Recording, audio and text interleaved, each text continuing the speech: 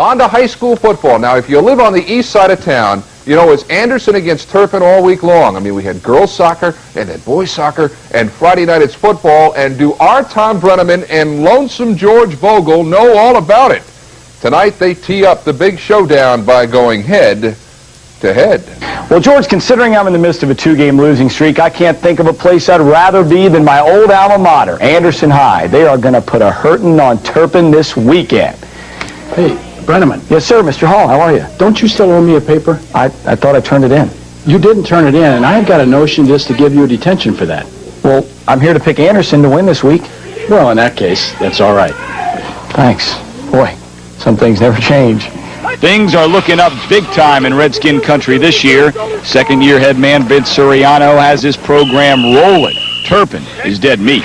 This means everything. This means the season. If you beat Turpin and you lose the rest of your games, it doesn't matter. Let me give the ladies a little history lesson with my friends Chris and Jeff. This year in head-to-head, my record is 3 wins and 1 loss. Now, after this game, my record is going to be 4 wins and 1 loss. And you can take that to the bank. I know Turpin has yet to win in '88, but against Anderson, the Spartans have won 9 of 12. And talk of Anderson has the blood boiling. Well, Monday was great. I mean, we were hitting, knocking everybody down. Fights were breaking out. It was unusual.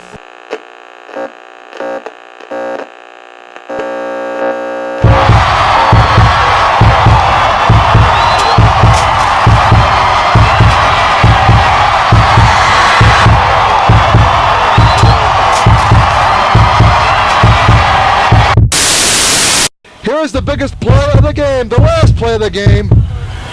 4th and 10, ball on the 11. Because a lot of people outside of Forest Hill School District have no idea how much that rivalry actually means to the people that are involved in it. If you are in a small town and you have 2 high schools in one school district and they're only separated by 3.3 miles, and all of those kids go to the same middle school for 2 years, you become friends, all that kind of stuff. There are some relationships that are built that are just forced to be torn to shreds once you go to each school.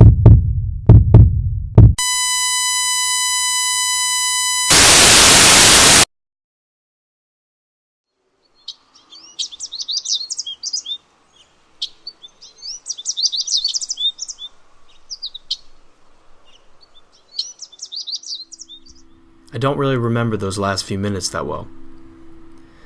The only thing I do remember is telling everyone around me multiple times that this is it. This is the season.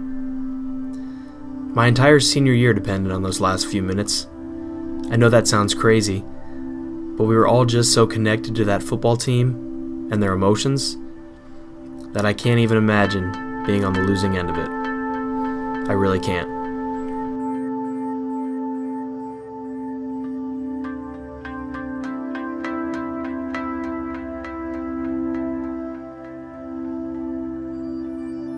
Located just 12 miles southeast of downtown Cincinnati lies the Midwest community of Anderson Township. With 2 schools dividing the town, the Anderson High School Redskins and the Turpin High School Spartans have squared off against one another in every school sport since 1976.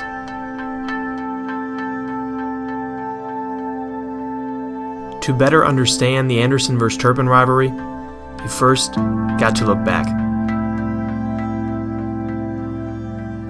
10 seconds left. You don't want to eat up all your remaining time. They may go right through the middle here. Let's see. 1st and 10. Ball on the 6. Hand off to Andriades. Goes up the middle. Oh my! Up the middle, and he scores! Touchdown! Touchdown, Lou Andriades! 5 seconds remaining in the game. Scores on a kick. The fans go crazy. And look at that Anderson bench. Look at the fans. The fans go crazy. Brad, you made the call on that. You said give it to Lou, and that's what they did. They gave it to Lou. He takes it in. He deserved the ball. He's been running the ball hard all night. It's really a shame that we have to have a losing team in a game like this. What a ball game. 5 seconds remain. Anderson leads 30-28. There's Coach Suriano on the field talking to his offense. Founded in 1929, Anderson High School represented the school district and community for quite some time. Sitting on the south side of Beachmont Avenue, students throughout Anderson all attended the same high school, as it was the only option in town. I think it's interesting to look back at the very beginning of the Turpin-Anderson rivalry when it started. I believe it was back in 76, 77 when Turpin opened. And so the Turpin-Anderson football game took on an interesting scenario, as there were no seniors on the Turpin football team that year. All the seniors that were at Anderson stayed there. So the Turpin football team consisted of freshmen, sophomores, and juniors in that first season. So they were obviously a very big underdog, and kind of the Turpin did win that year, and it kind of just set the an interesting scenario up for many years to come, that this was going to be a great rivalry, tremendous fan support at the game, and I remember being there as a little kid. On the other side of Beachmont sits Turpin High School. Founded in 1976, Turpin's story is a little bit different than Anderson's. For whatever reason, Turpin was often thought of as an afterthought to Anderson fans, spending most of their time in Division I football and basketball. I'd say that us Anderson fans often felt that Turpin couldn't compete with us on any level. I'm not saying those feelings are right, but that's just how we felt. And I know Turpin felt the exact same way.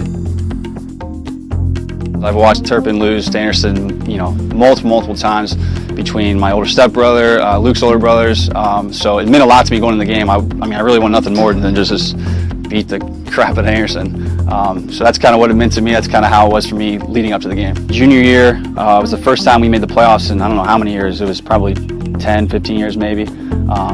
And we had a state Final Four run out of nowhere. Like, we didn't know what to expect going into it, but we lost in the state Final Four, like I said. Graduated probably, 6 or 7 really quality starters, but we had a lot coming back. So going into our senior year, to be honest with you, we were, almost to the point of cockiness, which is why I think we were so good. A lot of confidence. I can remember we were talking this the other day, we would break it out after a station or a drill, and we'd say, state on 3, 1 to 3 state. I can remember doing that as freshmen even. So that was our ultimate dream, obviously. Going into that senior season, all the confidence in the world. We had so many good players. We had guys committed to Division I universities to play football. And so as the season got rolling, I think we just kind of picked up where we left off, I guess. Beating teams pretty bad. I remember opening up against Glenesti. It was 31-0, I think. And really just dominating the conference, beating Kings, which is always a huge thing for our program. And then leading up into the playoffs, we were the #1 seed in the Southwest region. So it was a special time. And like I said, I think we had a great group of guys. We had 45 seniors, I think, that played that year, which is an incredible number for this school. So it was a special year, special season. Everything was going great, obviously, until that regional final against Anderson. But, I wouldn't change it. It was an awesome season, awesome year.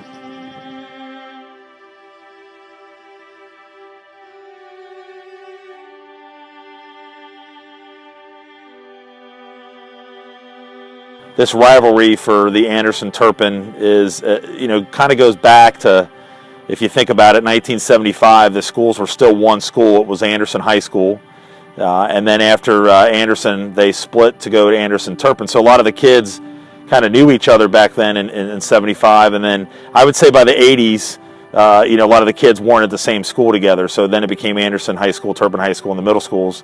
And then that's when I really probably hit the rivalry when it started getting pretty intense. And I'll be honest, and I know a lot of people might get mad at this, but back then, Anderson, I didn't like Turpin, I'll tell you that right now. I have a tough time.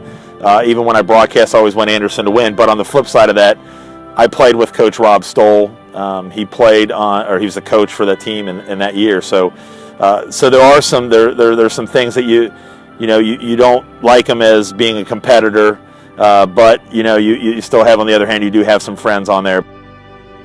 I moved to the Cincinnati area in the Forest Hill School District area in fourth grade, and what brought me here was my dad was offered the principal job at Turpin High School. So that's what brought my family from Chicago over to the Cincinnati area.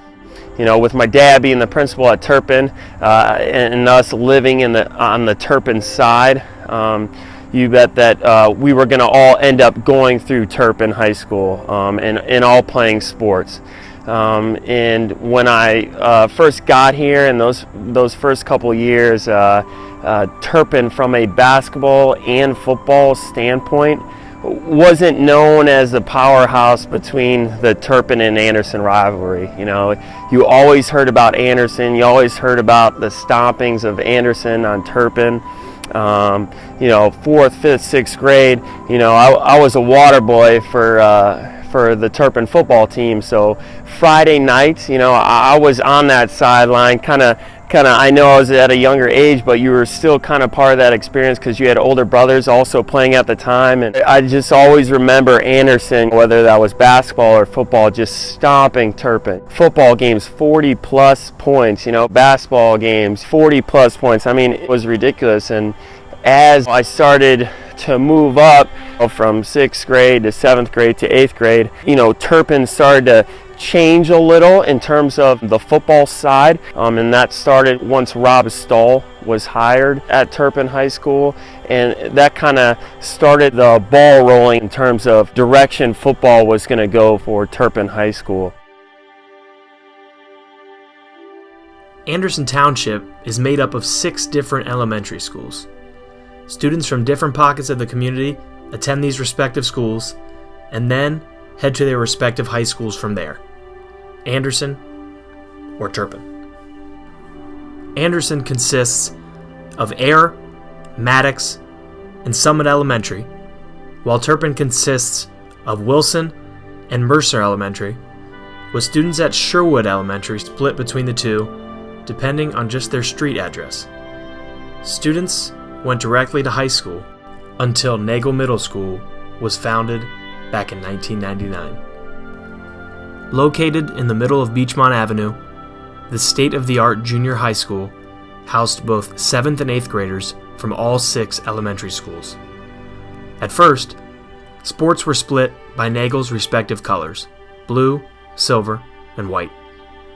However, by my 8th grade year, the district voted to split the 8th grade teams according to the high school.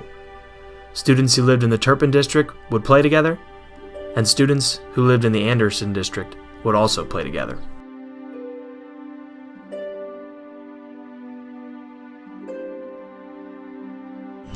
Our coach, Vince Soriano, who had been there for a long time, moved on to coach college ball. Sort of a weird year in that it was kind of an identity shift, and I don't think many people thought very much of us, which was new for the Anderson football program. We're perennially picked at the top of stuff, and all of a sudden we're thought to be the bottom of the league and bottom of the barrel. But I felt like we had a team of guys that we were really confident in our ability. And then as we started stringing wins together, and we played Hilliard Darby, who was one of the top ranked teams in Ohio in Division I, and took them into overtime here at home.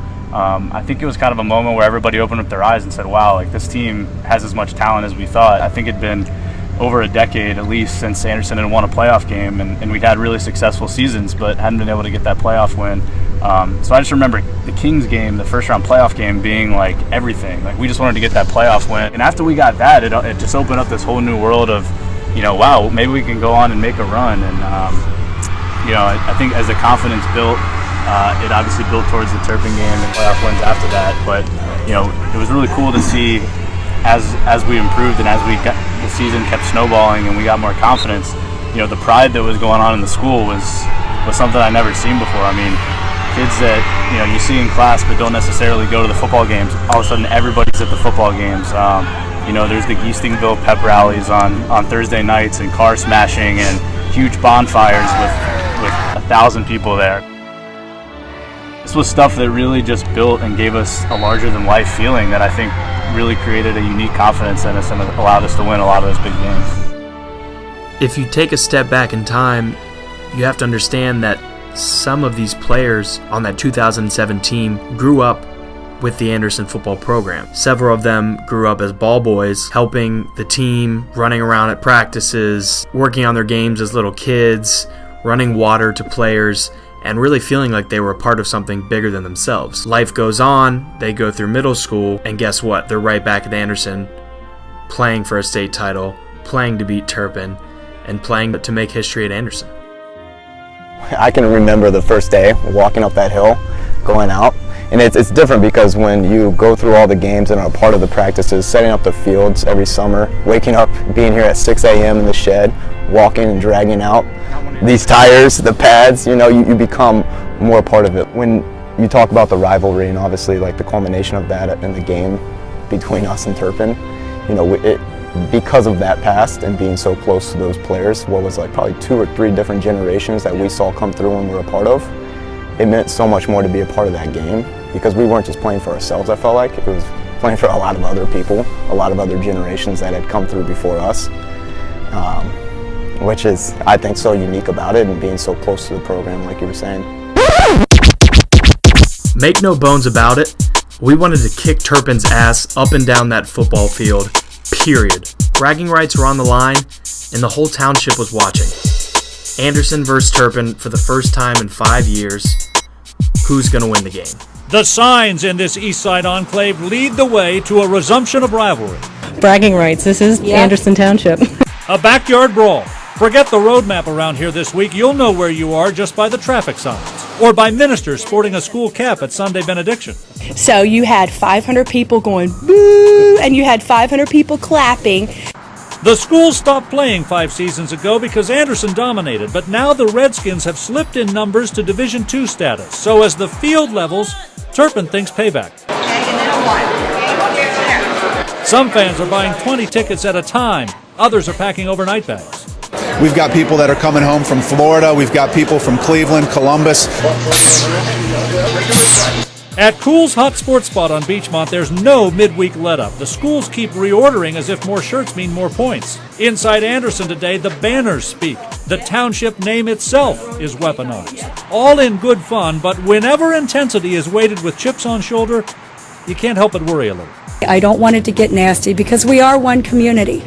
We, drive on the same roads, eat at the same restaurants. La Rosa's offered to donate dinner to both teams. Anderson's taking them up on it tonight. Buskin will bake special Redskin Spartan cookies tomorrow. IHM, like so many in the Forest Hills District, is straddling the fence on this one. And that's what's so nice is when you drive up and down Beachmont, you see good luck Turpin, good luck Anderson, and it draws the community together. Everybody was so close, and I think up to the game, like the guys you knew from the other team that you were friends with, they weren't your friend that week. It was such a big rivalry, and everybody knew what was at stake, and every player was just unbelievable talent. I truly believe that both sides just had an incredible roster, and I can only imagine if you even combine the two schools. Really what it came down to is we touched on it, every guy that we played with, we had such confidence in their abilities, and they were such playmakers that you could lean on anybody every single play. You just knew that your guy would be there, next to you, and we could just rally around that fact. And us growing up together, everybody was so close. Our team was just solid. We just had a solid foundation, and we spent a ton of time outside of football together too. So we were all very close and great friends. And I even think that had a lot to attribute to what made us a great team is that even nowadays, it's been 10 years and we're still all so close to where we talk to each other every day. Yeah, so leading up to that game, it seemed like almost as soon as the playoffs started, as soon as we beat Kings in the first round, it seemed like we were kind of on a collision course with Turpin. They had a couple tough games to get there, to join us there, but it was the hype of the town ever since the playoffs started. Everybody seemed to think that it was a possibility that we'd end up facing off in the regional finals. And so the hype only grew as the games progressed. And the week leading up to that, as you can imagine, was just crazy. The whole township was hyped for the game. I believe both schools had pep rallies, after hours, huge booster stuff going on. And coming up to game time, I mean, as soon as you got in the building there at Princeton Stadium, you could hear the roar of the crowd, and it hadn't even started yet. It was really intense. Just the whole school day before. That's like the only thing people talked about all day long. I remember not really eating a whole lot at lunch, being a little nervous before the game. People have been talking about that game or the potential for that game to happen, weeks before we got to the third round. So it was just a whole lot of excitement building up that it could happen. And then when it was finally going to happen and that day came, it was a lot of energy. So we didn't even think that we were going to play Turpin ever in our high school careers because they weren't on our schedule. Now the time was finally there to actually play, and I think we were ready and nervous. Yeah, we were ready and nervous. We definitely had some jitters going into it. Just walking out on the field for warm-ups, normally half the student section isn't there yet. They're still kind of making their way in and stuff, and just walking out to get ready for special teams, and it's both sides completely packed with students screaming, yelling, beating on drums. It felt like basically felt like we were already in the game. It was that intense.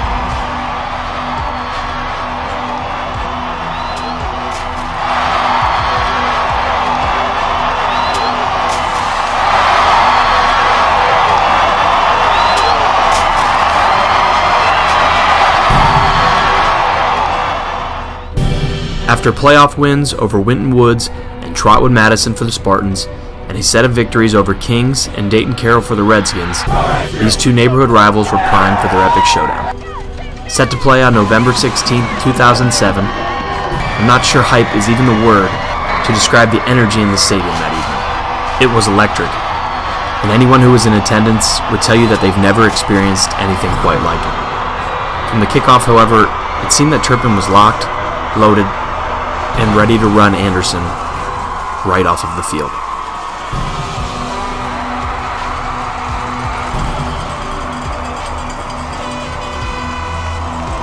So defensively, I mean, where do you start with game planning against those Turpin seniors? Andy Cruse is one heck of a receiver. Ryan Martin could throw for days. So, I think our initial thoughts were to stop the run no matter what and play the pass and let our DBs do what they did. Kyle Nelson, a senior, and Kevin Kripe had done a great job all year locking down receivers and making plays on balls. As a fan watching from the sidelines, this opening drive was the worst thing that could have happened for Anderson. 2 passes to Andy Cruse, and just like that, the momentum already seemed to have been shifted. But our defense hung tight, made some critical stops, and held Turpin to a field goal on their opening drive. It had been quite some time since these two rivals played one another, and flags were flying left and right. Now it was our turn to see what the offense could do.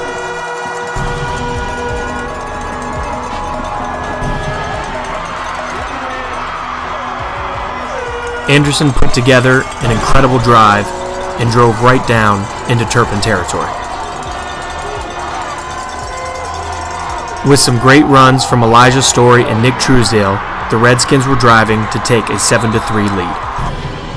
From the stands, this drive proved that we could play with anyone. Anderson came ready to play, and I was sure that we were going to score a touchdown on our opening drive. The Redskins continued to pound the ball and work their way into Spartan territory.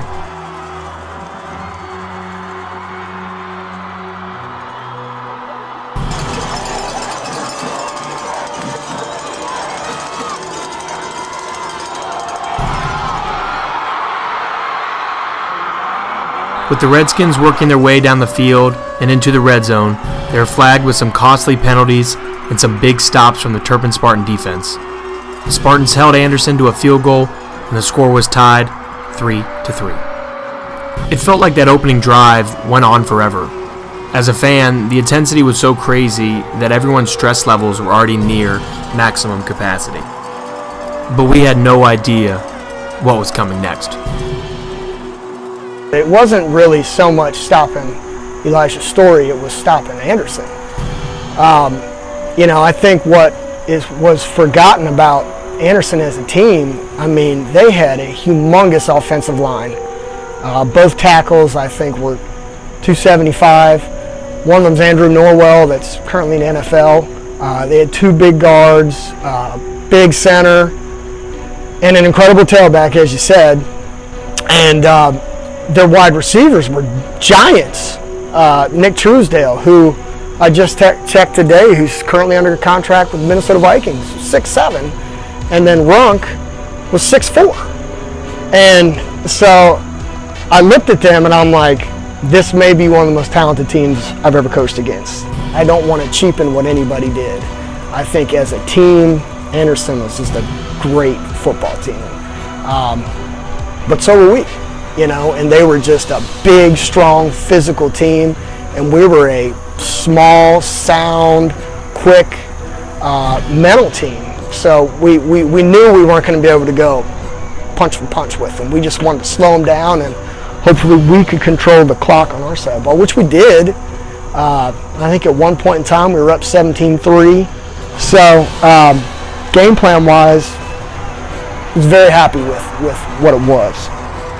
Anderson had kind of become a big play offense towards the end of the season. I mean, I watched 10 films on them. And the guy who was the key factor to them was Truesdale. That guy came on at the end of the year.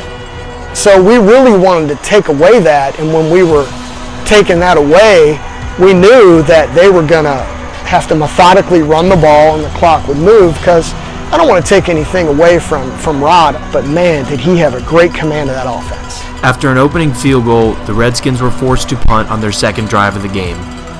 Well, I think that team really, the juniors and seniors really blended well together. We went into the season, I think, with 13 seniors, maybe 12. So we were really, really short on leadership and experience, and some of our juniors to be, like Daniel Rod and John Runk, they had played a little bit as sophomores, and so, but a lot of those guys were just, it was their first varsity experience, and that group really, meshed together well, and I think that was the important thing. And as we got into the playoffs, things started to happen for us. They started to really just believe in each other. A heck of a drive ensued, and Turpin marched their way right into the red zone.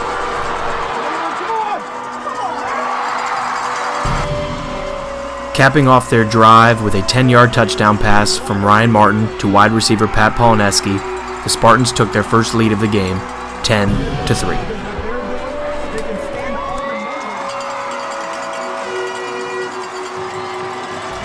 As a fan, this is when the game really seemed to be heading in Turpin's direction.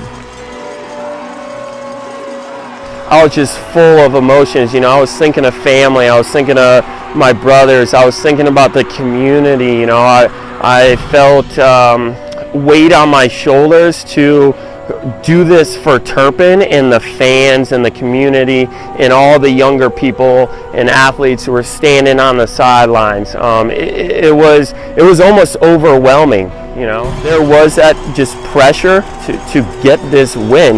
This game was almost as big as the state championship game at the time. That pressure was real, whether you're in high school, or at the college level. Like it was there, and I felt it. I had so much anger and built up aggression within that first series.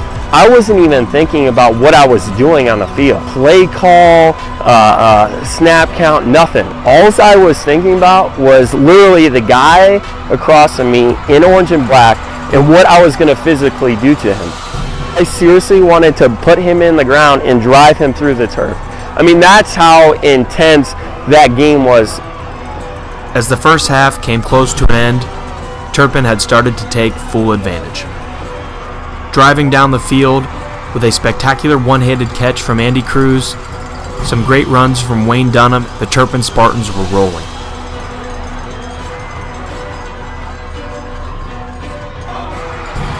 After a 3-yard touchdown run from Wayne Dunham, the Spartans took a commanding 17-3 lead with 3:37 left to play in the first half. This left Anderson with some time to put some points on the board before halftime.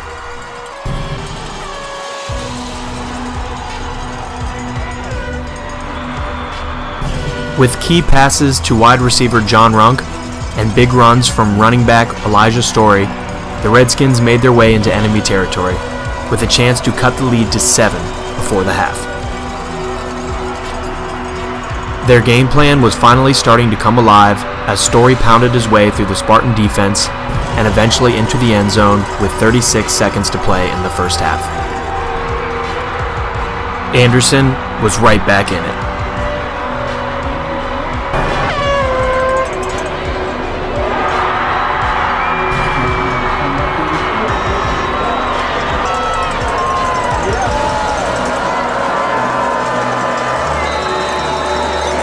Turpin, however, still had a shot to go up by double digits at halftime, and they were not going to go down without a fight.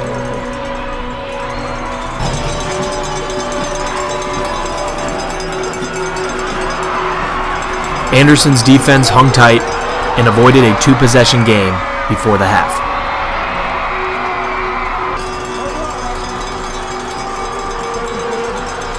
Turpin 17, Anderson 10.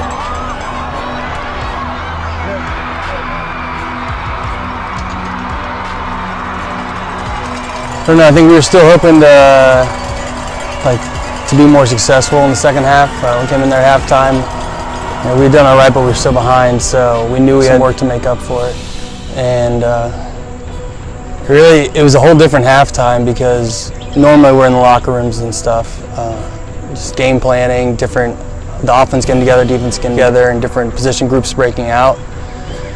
But we didn't have room for that in this small visitor locker room there. So we were outside, out back, and Coach had us huddled around in the grass, and Turpin parents, Turpin kids are turning around and just harping at us. I don't think they were necessarily trying to distract us, they were just trying to say nasty things to us.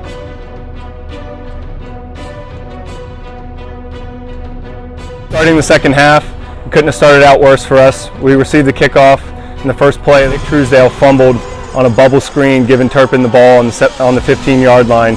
And at that point, things looked bleak. Being down 17-10 at the time, with them standing in great field position. And in the stands, our start to begin the second half felt like our impending doom. Momentum had been sucked right out of our souls. All you can hope for is a field goal. The defense bowed their necks. We made some plays, and they settled for a field goal, making it 20-10. And just like that, Anderson avoided a major mishap and kept momentum alive.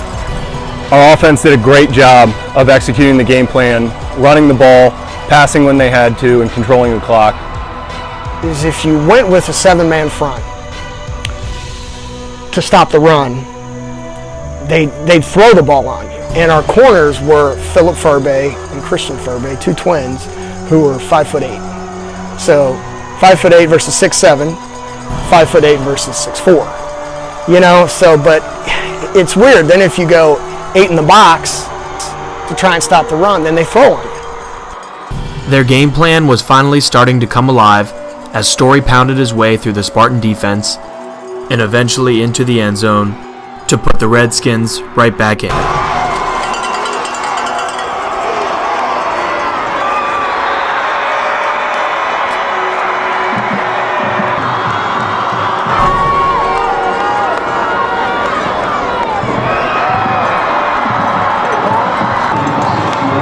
With Turpin's star firepower, they marched right back down the field and directly into Anderson territory.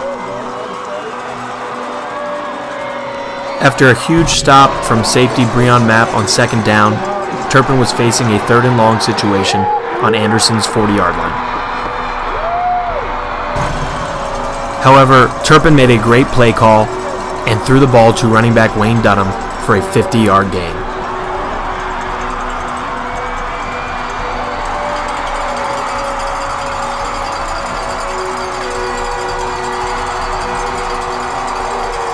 Once again, Anderson's defense held their own, stopping wide receiver Andy Cruse in the end zone and running back Wayne Dunham on several attempts. Turpin settled for a field goal, taking a 23-17 lead heading into the fourth quarter.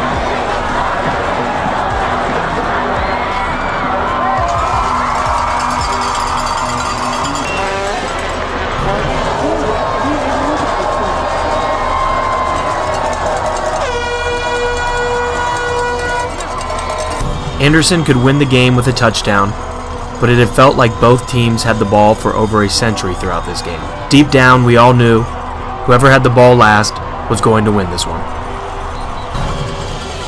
Anderson kept pounding the ball and eventually moved right into Turpin territory. After using much of the clock and gaining first downs along the way, it looked like this might be one of the last possessions of the game for the Redskins. After a first down for Elijah Story, Anderson was in control and attempting to take their first lead of the game. After 2 stops from the Turpin defense, Story came up huge once again and provided Anderson with yet another first down. With 2 straight run attempts coming up short, Anderson faced a 3rd and 9 on Turpin's 10-yard line. Quarterback Daniel Rod just missed tight end Max Elliott in the corner of the end zone, setting up 4th and 9 with 5 minutes left to play in the game. Late in the fourth quarter, around 5 minutes to go, Anderson ended up going for it on, I think it was 4th and 8 in the red zone and not converting. Turning the ball back over to Turpin with just enough time for them to run out the clock. Unfortunately for them, their plan was to run the ball on our defense, and we simply weren't going to let that happen. They ran the ball 3 times with Wayne Dunham, and a great pass defense on defense on 3rd and 4, stopped it and forced a punt.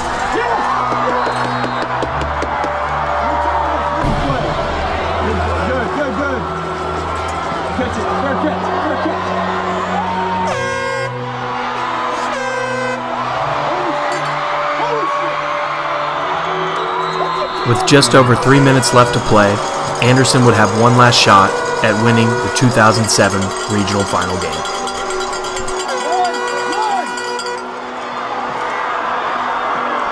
Our offense received the ball with not much time left to play and went on a slow but methodical drive, not with the urgency you'd expect with the game on the line. Turpin leading 23-17. Some runs and a few passes got us down within striking distance, but time was expiring quickly. As a fan, I could feel the tension on both the Anderson and Turpin sides. We persevered throughout this game and felt we had the opportunity to beat Turpin on the last possession. We just had to make a few more plays. On Turpin's side, the tension was thick. They had several opportunities to put Anderson away, but the Redskins managed to stay in it. Now, we were facing our neighborhood rivals with less than a minute to go and a trip to the Final Four on the line.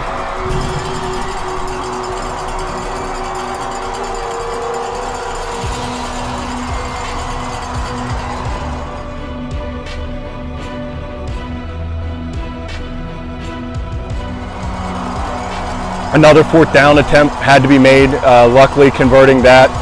And the next play, Elijah Story, who'd been money all day, he was stopped pretty short. At that time, that's where the controversy starts. The Anderson sideline was then flagged for being on the field. The first offense for a sideline infraction is actually a sideline warning. Now, let's back up for a second here. As a fan on either side, I don't think anyone had a clue as to what was happening on the field. Chaos is the best word I can use to describe it. Anderson hadn't led once, and we were driving to possibly score and kick a PAT to win the game and take our first lead. It was pure mayhem. Looking back, I have zero recollection of the sideline warning and then the eventual penalty. Absolutely zero. The film was on, the ball was on like the 10 or 12 yard line, so the film is there. The coach's box is from 30 to 30. So I didn't see what happened on film. And I honestly don't recall what happened at the time, because I was like, oh, game over. And then I saw the flag and I was like, 15-yard penalty, awesome. And then it was a sideline warning. And here's the thing. I've had a penalty thrown on me before, 15 yards, and I've never gotten a warning. You know, you don't have to give a warning to throw that. The ref was explaining it to Rob Stoll, who was livid, absolutely livid. And he had to, you know, do the hand signals to the crowd. Well, while that's going on, what's Anderson doing? Getting off the ball, where the clock would have been tick, tick, tick, tick, tick, tick, tick, and the ref sets the ball. And the coaches are communicating with the kids about how to run this next play. When they made the call, I was beside myself. I was just like, you have got to be kidding me. But I still was like, we can do this. It was a bit of disbelief. I mean, Rob was pretty speechless. I think what happened as far as the sideline warning was we were trying to get our kids' attention because they were down on about the 10-yard line or so. And so we were trying to get them organized and so forth. And one of the coaches got out too far and the referee looked over and threw his flag in the air and, oh great, we got a penalty. Well, it was the first time is just a warning. And, you know, we weren't even aware of that. You know, we'd get down outside the box. And, you know, it was just a crazy, crazy thing. And it just worked out perfectly for us. What happens next will live on in Anderson Township history and infamy. No, he caught it on the run. That's a first down. They got to move it. They got to spike it. First down on the 1 yard line. Clock stopped with 2 seconds to play. Spike.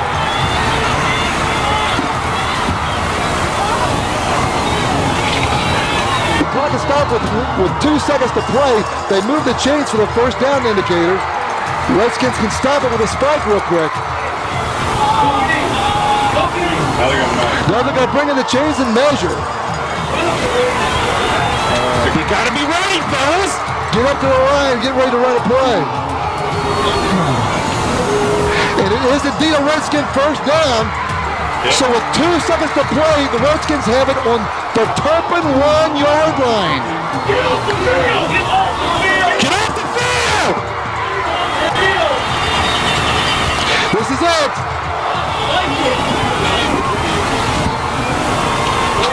I don't know if they have time to spike it. They start the clock. And wins!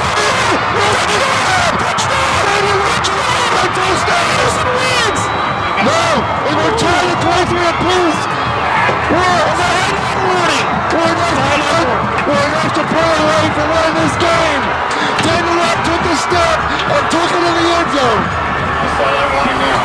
Yeah, they just called a penalty on Anderson. But that would make it a longer extra point attempt. Yeah, but that hurts. Daniel Rock took the snap and took it in the end zone behind the left side of that line.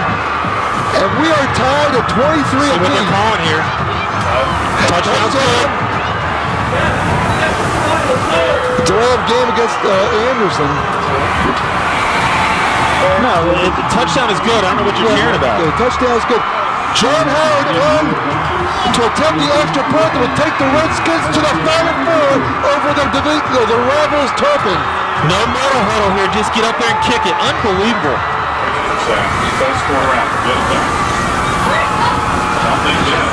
This is it. John Howard. The extra point attempt will be from 24 yards out. No time on the clock. This is it right here. Lions are down. Daniel Rod the hold. Good snap. Kick is up.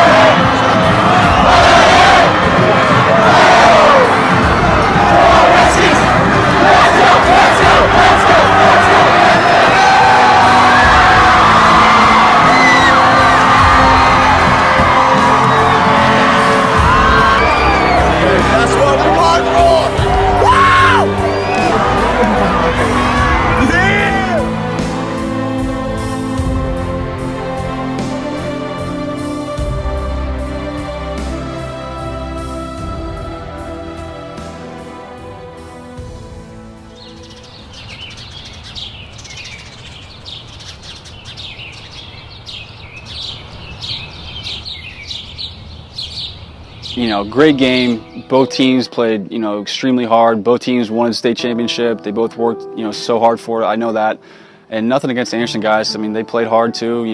They had a good game plan, I thought, as well. But, I mean, I felt like you said, we made enough plays on the field to win the game. I feel like it's hard to swallow because, especially then, because we felt like we deserved the state title. Like, we really did, because we knew whoever won that game was going to win state, because the rest of the state just wasn't as good as Southwest Ohio. So I felt like we did everything we could. We felt like we made enough plays to win the game, but when it came down to it, the refs kind of lost control, and a coach walking out on the field cost us the game and ultimately probably a state championship. So that's why it's so hard for us as Turpin people, and just, I don't know, just to swallow it, because it's such a big game, the rivalry, the way it turned out. I mean, I can remember like parents being upset for months. Like, they went to the state, the referees, to like demand like an explanation, essentially. I mean, I would have rather lost outright than to have what happened, to where we'll just kind of, it will always just be like a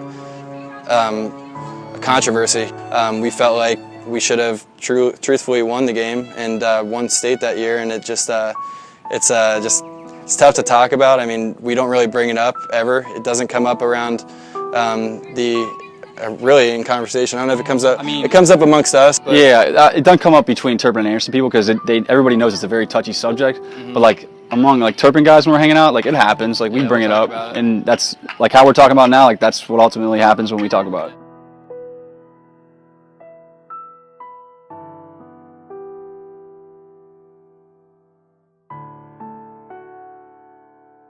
All the things that happened that did happen, us as players had no clue what was going on. Yeah. There was, we get our coaches running on the field and stopping the clock. That I had no idea that even happened. Yeah. I mean, I'm sitting there, I'm looking forward, I'm trying to get ready for the next play because I know we only have 8 seconds, and everything else came from my mom and my dad telling me what had, the different parents calling in, trying to get a review and changing. I mean, we were just focusing on getting to the next game and possibly winning a state championship. Yeah. Mm-hmm. So, and I mean, I went on and went to the University of Cincinnati, and a handful of my best friends now played on that team, and I don't think we've ever talked about it once. Yeah. I've never just directly, like I'm as good of friends as I am with Andy and Luke and guys that I've known my whole life. I've never personally discussed the game with them. Never. I think it hurts. Yeah. Because I can't even imagine being on the other side of that. That's my thing, is like us being on the side that we were on. Like you said, I can't even imagine our reactions that would have been if we would have been on the other side. I mean, we could have very well acted the same exact way, and it's just, that's the nature of the beast. And it's a really cliche saying in sports, like you really wish that both teams could have won. I mean, in that situation, you really do. Right. But one team had to win, one team had to lose. Yeah, I remember my dad watching the film like the next day, just taking the DVD out, just throwing it across the living room. I mean, it's tough. It's tough.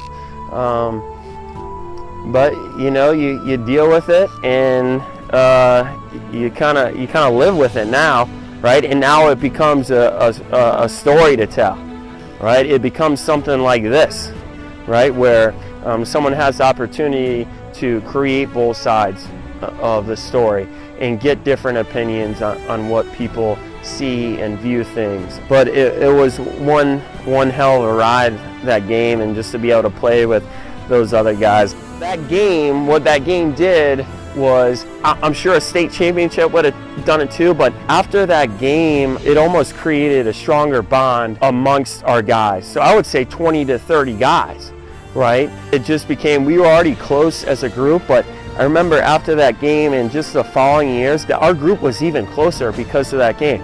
So positive thing I get out of it is I still talk to all those guys. I wouldn't say just because of that game, but like we relate. We went through that together. So they know how I felt during that game. I know how they felt, and it really did. Like it brought people closer together,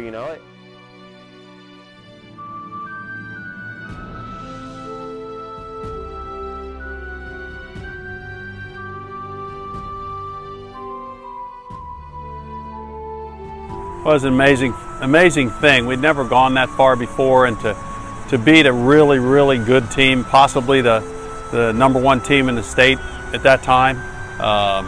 In our neighborhood rivalry in front of so many people up at Princeton.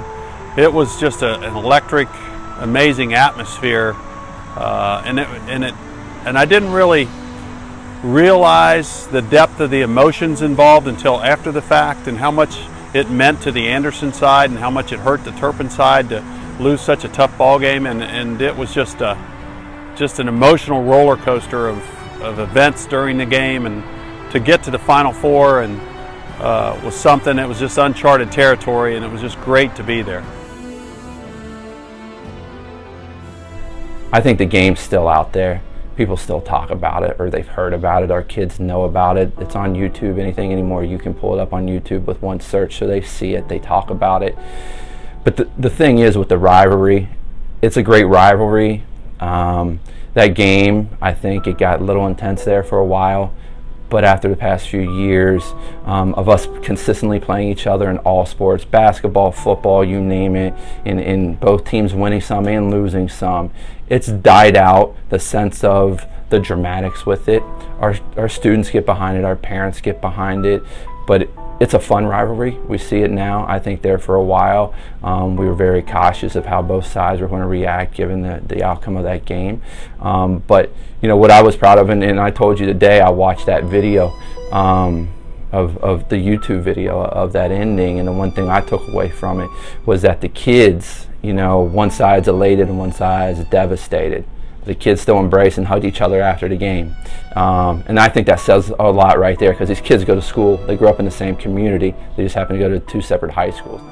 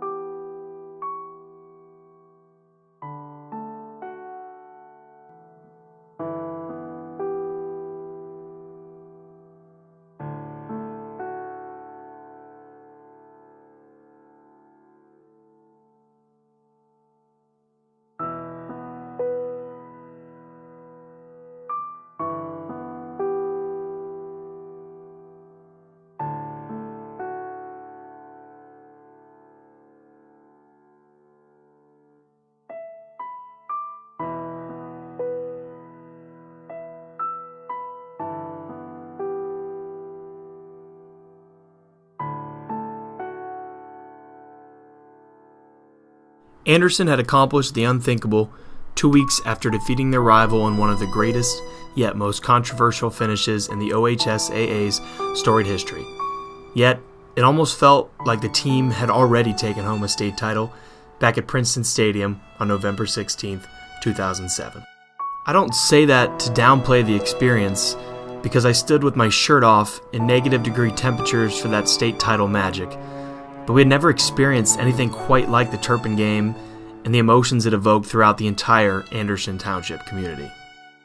It was Yankees-Red Sox, Duke vs. North Carolina, Ohio State vs. Michigan. The 2007 regional final was that big around here.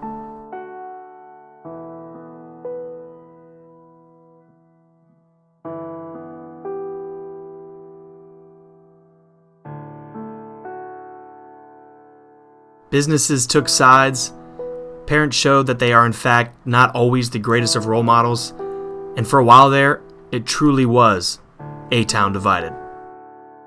However, both time and perspective have the power to heal old wounds. Many of us grew up here in an amazing community with excellent role models, leaders, schools, and families helping guide the way. Many of us still live here, work here, or are looking to raise a family here someday. Our township is a special community, and the Anderson vs. Turpin rivalry is an integral piece in that puzzle. From players in that 2007 game moving on to play in the NFL, to friendships that are still intact today, if not ever stronger, we are no longer a town divided, but rather a town united.